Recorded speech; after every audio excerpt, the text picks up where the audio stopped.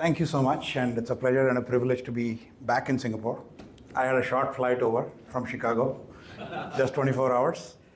And given travel policy, my travel desk decided to take the longest route from Chicago all the way through Singapore via Tokyo, Haneda, da. But I used to live here for about 12 years. My kids grew up here, right, from 2011 through 2022. And so it feels a little bit like homecoming. So glad to be here, and thank you for the opportunity. What I'm going to do today is talk a little bit about economics, talk about AI, and for all the ladies in the room, I'll end my talk with some makeup tips. Okay? So let's dive right into it. We live in a very interesting time, and I think we've all seen some variant of this slide, which is the fact that marketing even today, with all the technology that's gone into it, with all the smarts and the personalization, is pretty much a numbers game. We are inundated with messages no matter where we go. The messages follow us. They become notifications, billboards, ads, pop-ups, you name it. And most of those messages are irrelevant. And they're competing for the one resource all of us as human beings have, a limited supply of attention, right?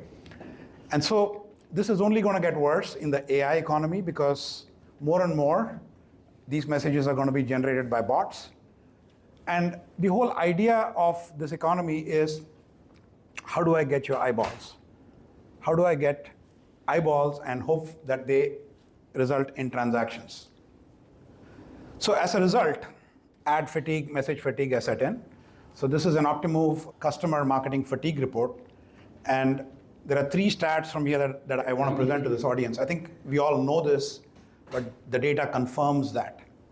70% of consumers have unsubscribed from 3 or more brands due to excessive messaging. This is a very contemporary 2025 report, right?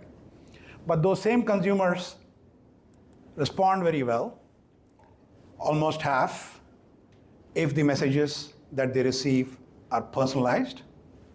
And further, Optimove confirms that they all want AI. If you look at, we are talking about AI as a marketer, but now you look at it as a consumer. Why do they care about AI in your enterprise? They care about it because you can personalize the message and make it more and more relevant. So 60%, almost 60% of respondents would appreciate brands to use AI to achieve that goal, okay? So I told you about economics. We live in what is known as the attention economy, right? And I use the word economy because there is an exchange happening here. The exchange is between transactions for your eyeballs, my transactions for your eyeballs. And ultimately, everything I do boils down to, how do I have a better message, a better subject line, a more appealing video, a website that is animated. By the way, the Monk's website is awesome, right? I don't know who does your content, man, but that's really cool, right? But that's attention economy, right? That's intended to hold my attention so I can scroll and spend more time on your property. So that's the currency, right? And so the game that is being played by marketers is a numbers game. I bombard you with 1 million messages. You click through 5% of that. You act on 1% of that 5%. And 1% converts to something. So the very idea of a funnel is an attention economy construct. This is not going to go away, but this is the dominant paradigm today, and it is this big, all right? Now, the counterpoint, the other extreme, is a trust economy. In the trust economy, you exchange lifetime value for loyalty, okay? This is my dad walking into a branch where he's been going religiously every month for the last 60 years. That branch is older than me. That branch has seen about 50 odd managers change over the years, but he'll walk straight to the manager's office. They'll have a cup of tea, discuss cricket, discuss politics, complain about traffic. And then somewhere in the conversation, maybe month 3, banker says, "How's Raj doing? When is he coming back home? Oh, by the way, I have an offer for you. It's a mutual fund that's tax deferred for non-resident Indians." What is the hit rate on that message? Any guesses? What is the hit rate on that one message that was delivered at that one time based on a deep understanding of my dad and his requirements, and it came from a point of trust? 100%. 100%. So that is a North Star. If we can somehow take that funnel of the attention economy and make it a straight through pipe, we as marketers have done our job. But that's nirvana, right? That is not where everybody is. Now, this happens more often than we realize. So the question for us is, how do we get from the attention economy, which is this big, and to the trust economy, which exists today, but it is this big, right? And how do we do this, not once or twice, but again and again, with all of our audiences at scale? To your point, how do we scale and replicate this? And our point of view is the mechanism to do that is what we call the intelligence economy, and the currency of this economy is context. The customer exchange is context, the brand understands context, and there's a value exchange that happens in the process. And why is it that this is possible now? It's possible because we are at a very interesting inflection point, because AI enables this capability at scale. Technology enables this capability. Marketing as a practice has reached a point where this is now possible. And this is a good way station to get from the attention economy to the trust economy. Now, let me ask you another question. And I will not answer it, but I'll leave it as a thought that we hold. How do you know? How many of us in the room know that there are customers that are out for our products based on the data that we have about them today? Okay, a couple of hands. How many of them know that there is a customer out there in the market for your product right now, at this moment? You do. Excellent. And what is the magic word there? I think it's the intent. And the Intent. Intent is captured with various signals. I've changed the whole concept of single CTA to two CTAs. Humans are conditioned to answer a question in a yes and no. Right. I not only get a response, I also get an intent signal. So the intent comes from context, correct? It comes from context. What is happening in the customer's life right now? We know about our customers more or less, right? With all the data warehousing and the CDP waves and the data that we have collected, we know about our customers. We know the reference data, almost 80% of it we know. But what we don't know is their behavior. We don't know the point in time needs that they have. We haven't quite inferred intent in high definition. That's why we are still in the attention economy, okay? So the key word here is context. And so we define the intelligence economy as the power of context, technology enabling that power of context to deliver memorable experiences that then build trust and strengthen relationships. That's why the intelligence economy is a way station to the trust economy. Now, why is context important, right? If you're a software company, I think it's going viral, it's great. It's awesome. Not if you're the CDC.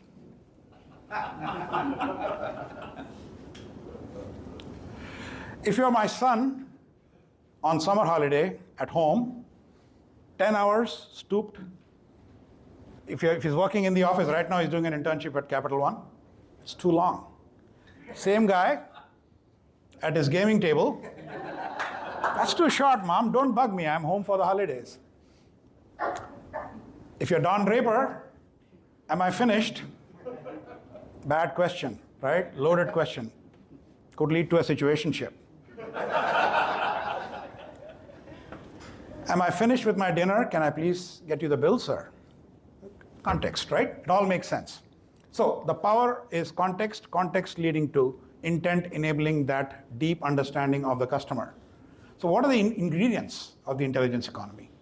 What are the components, right? Number one is insight. It's the deep understanding about your customer. It comes from technologies like single customer view, whether you've enabled it through data warehouses, whether you've enabled it through CDPs, or some kind of AI magic. Insight is about why the customer is engaging with you. It's about the why. The second aspect is how do you then leverage that insight and engage with the customer in a meaningful manner. right message, right time, not overflooding them with too many irrelevant messages.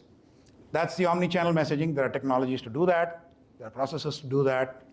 This is about the what and the when. Now that I know who you are, what do I do? And when do I do it? Last but not the least, you have to wrap all this up in experience. I think this idea was articulated earlier by many speakers. Memorable experience. This is about how you make your customer feel. This is about the brand aspect that you can't quite quantify. But as marketers, you know when you see it. As customers, you kind of know when you feel it. This is also about value. As a customer, I expect you to add value, right? If I walk into a McDonald's, I expect the food to taste a certain way, to be priced at a certain level, to be delivered within a certain time window. But it's also about adding unexpected value. Expected value, I expect it from the brand. If I don't get that value, it's a moment of struggle. Brand erosion happens. Unexpected value is about something I didn't expect and magic happened. That's a moment of magic. The same McDonald's lady, while serving my burger, says, "Mr. Iyer, happy birthday. Here's a little apple pie." That's a moment of magic. That's unexpected value. So if you take all of these three things, inside, today we have single customer view, mostly at a referential level, at a transaction level. How do you add the element of digital body language, which gives you context? So you can now understand the customer intent right now. If you take engagement, omni-channel messaging exists today. All the Adobes and the Salesforces, and by the way, HCLSoftware has Unica, we all do this. All technology vendors do this. How do you enrich that omni-channel messaging with insights curated over time? So you can then connect the dots and infer the exact intent right now. With experience, chasing eyeballs for attention is how experience works today. In the intelligence economy, it's about contextualizing that experience and adding that iota of unexpected value, okay? And if there is a struggle happening, to mitigate that struggle and to infer which other cohort of customers is going through the same struggle and mitigating that for them proactively. When you put all this together, you get the intelligence economy, okay? That takes care of the economics part of my presentation. I said I will also talk about AI. So where does AI fit into this? So there's a lot of hype about AI in marketing. It's agentic this, it's Gen AI that. Fine, we do that too. What we did is, instead of taking a noun view of AI, we decided to take a verb view of AI. We looked at the 20 most common MarTech use cases where we have seen AI either being applied, leveraged, or being considered. And we plotted them on a 2x2 grid. And we said there are 5 types of AI basically in marketing, right? You have statistical AI, that's the stuff in green, and most of it is in bottom left. That has been around for at least 20 years, probably more. Your predictive AI, which then says, let me connect the dots and extrapolate what's going to happen in the future. That's linear regression, logistics regression, and things like that, Bayesian prediction. You have prescriptive AI, which then says, in response to something that's happening, this is what I think you should do. The action in response to an event that is detected with your predictive AI perhaps, or through some procedural logic, that is your prescriptive AI. You have Gen AI, which has been in hype, at least for the last 3 years, since 2021. And now the latest buzzword is agentic. Next year, maybe when we have this conversation, it's going to be causal AI. The year after, it's going to be meta AI that knows how to learn. It's a mixture of experts. It's this, it's that. So we said, let's take the 20 most popular use cases and plot it on this 2x2. On the x-axis is the fidelity. Fidelity across 2 dimensions. Fidelity in terms of the insight that you have about your customer. How well do you understand the customer? As you go from left to right, you go from a high definition view of your customer to a very high definition view of your customer to an ultra high holographic level of detail about your customer, right? It is also about the fidelity of the targeting. So as you go from the left to right, it's broadcast to multicast, all the way to a segment of 1 to the right. The y-axis is about the level of automation. And it's in particular the level of automation that the AI enables for you.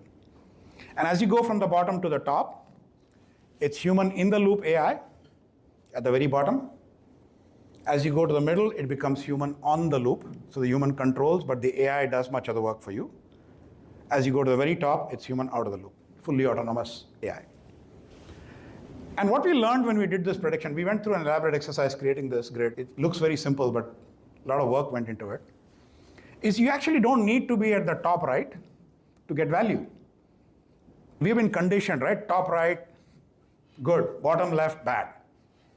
But a lot of our customers are actually getting tremendous value with AI, proven AI that is deterministic and gets a job done, which is in the bottom left.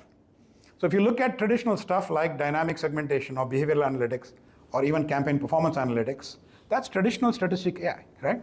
It works. And it's already been delivering value for decades.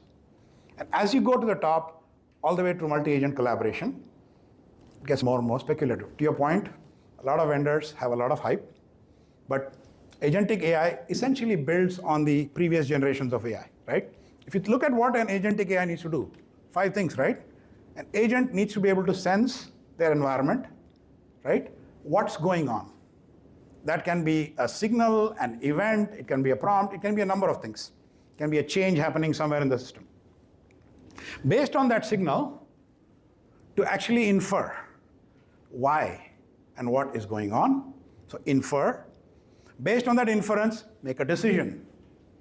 Based on that decision, execute an action or a series of actions. And 5th, learn from it. Learn and get better over time. These are the 5 things. If you look at it, statistical AI, predictive, prescriptive, and Gen AI, that is the ladder. Agentic just adds on to that, right? It makes the whole thing a little bit more autonomic. So this is what we did. And what we are seeing is, even in the 6 months that we've been socializing this, these dots tend to migrate, okay? They migrate north and they migrate east. Next year when I come here, I'm telling you, there'll be new types of AI in the top right. These will kind of migrate, right? That is what's happening. The reason I present this is in the intelligence economy, one of the biggest questions our customers are asking us is, how do I justify the value of AI to my business? There's a novelty factor to AI. It's beautiful. But how do I justify the value? How do I get budget for it? How do I now start to make project commitments around it? This serves as a very useful framework for looking at a marketing use case and figuring out the appropriate AI to use to get value from it, okay? So now let me bring it all to life. This is where I get to the makeup tips. How all this comes to life with a real example. This is Emma, intelligence economy in action. She's 24, okay? And these are all the things that you would like to know about Emma, right? Tone of voice, which messages will resonate with her, sensitivity to price, time, etc. And we're going to do this exercise in the context of a makeup company. The first example is day in the life of Emma, right? By the way, I have an 18-year-old daughter. She fits this profile perfectly. I live in Chicago. It's summer right now. It's hot, breakouts, things like that, oily skin. So first thing Emma reads is an article, hydration for sensitive skin, right? It's in a favorite app. That is your attention economy targeting, okay? That typically happens with a statistical model based on demographics, age, location, things like that. There are very predictable ways to do this. Now, when she clicks on the link, she goes and she sees a short video on a skin barrier report in a social feed, right? This is the secondary targeting that happens in response to Emma's action. So the AI is actually learning from her behavior that she's interested, and based on this, now predicting what her interests are. So this is where predictive AI comes in. Next is send time optimization, right? The next step to that is she clicks on a quiz. What's your skin type, right? Now you engage the customer even more. And in response to that, she shares her email to get the results. She completes a survey, right? And this is a fairly complex process. Here you have prescriptive AI that actually optimizes the call to action. based on what she had evidenced as an interest, show her a quiz which improves engagement, right? So this is not yet ads, this is value addition, co-creating, and getting better understanding of her intent. Next, Emma receives a personalized skincare guide based on the survey she completed and the data she willingly shared with you, which then boils down to a bunch of products, right? This is generative AI. This screen can be created with Gen AI, okay? Including the images. This is well within the realm of possibility today. A lot of companies are doing it. The content is written in a tone that matches Emma's demographic and location. Perhaps if we know from the CDP that she follows certain influencers, that content can be tailored to sound like an influencer or be in the style of the influencer. That's Gen AI. There's an automated follow-up that happens within a few days, few weeks. The AI agent now schedules the follow-up email. That's where you do the follow-on retargeting with an offer. The first time a decision is made, an offer is presented, that can be very well done agentically. And beyond that, you get into customer experience orchestration. Okay, an offer was presented. She browsed the website, didn't complete the transaction. You detected a dropped shopping cart kind of scenario. And in response to that, you trigger a retargeting campaign. Again, done agentically.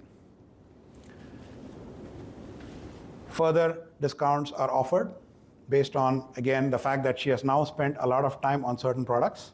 I know from the digital body language that her intent, she's now getting from the top of the funnel to the mid funnel to the closest to the bottom. This is where I now amp up my offer. This is also done agentically. Finally, she completes the transaction, receives a thank you note, a how-to video, invitation to a community. Somebody mentioned the 4 C's earlier today, right? This is something how you can instantiate it using AI. And she leaves a review, beyond which you can do things like sentiment analysis, further offers, nurturing the relationship, and building loyalty, okay? So, how do you really know when a customer is in the market for your product right now? The answer is context. The intelligence economy enables it. With that, I end my session. So thank you so much.